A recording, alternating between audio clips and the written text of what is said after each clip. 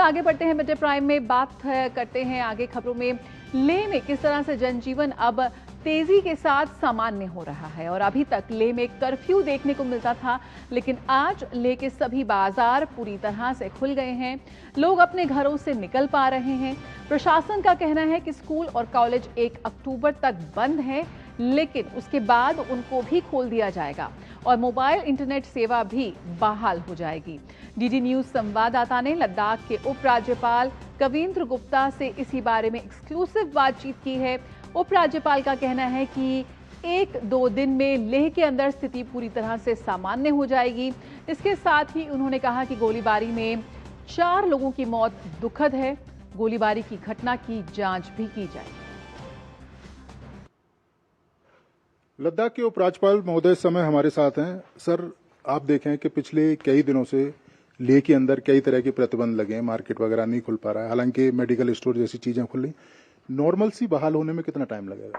देखिए, पिछले 24 तारीख को जो वाकया हुआ, आप देख रहे हैं, आप लेह में हैं। आज हमने परिस्थितियों को देखते हुए 4 घंटे की ढील दी थी।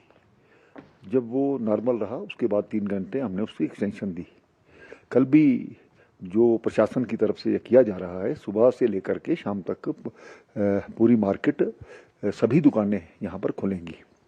उसके बाद 2 अक्टूबर है और हमारा ये प्रयास है कि सभी जो लाइफ है नॉर्मल तरीके से चले और उसमें स्कूल भी खुलें, कॉलेजेस भी खुलें, लोग दफ्तर भी जाएं, अपने जो बिजनेस एस्टेब्लिशमेंट है वहाँ भी जाएं।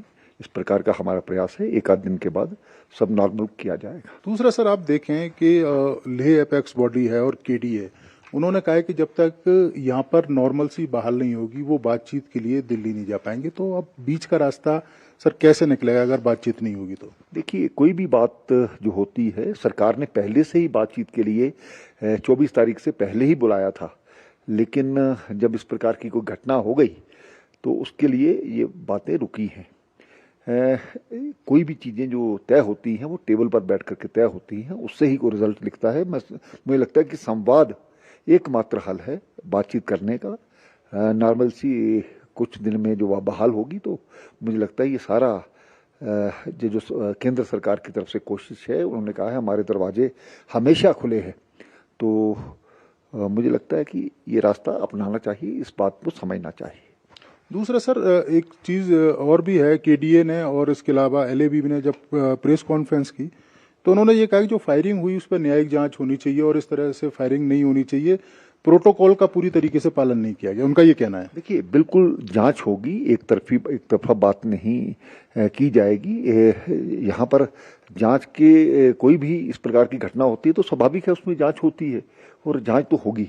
धन्यवाद। तो ये थे हमारे साथ लद्दाख के उपराज्यपाल महोदय जो बता रहे थे कि विकास के कई सारे काम लद्दाख में हुए हैं। इसके अलावा बातचीत ही एकमात्र रास्ता है जो तमाम समस्याओं का हल खोजती है। और इसके अलावा जांच को लेकर उन्होंने कहा कि जो निर्दोष हैं उनको बिल्कुल चिंता करने की जरूरत नहीं है, उनके खिलाफ कोई कार्रवाई नहीं की जाएगी, लेकिन जो दोषी हैं उनके खिलाफ कानून अपना काम करेगा। कैमरामैन मोर मुकुट के साथ नीरज सिंह, डीडी न्यूज, लेह।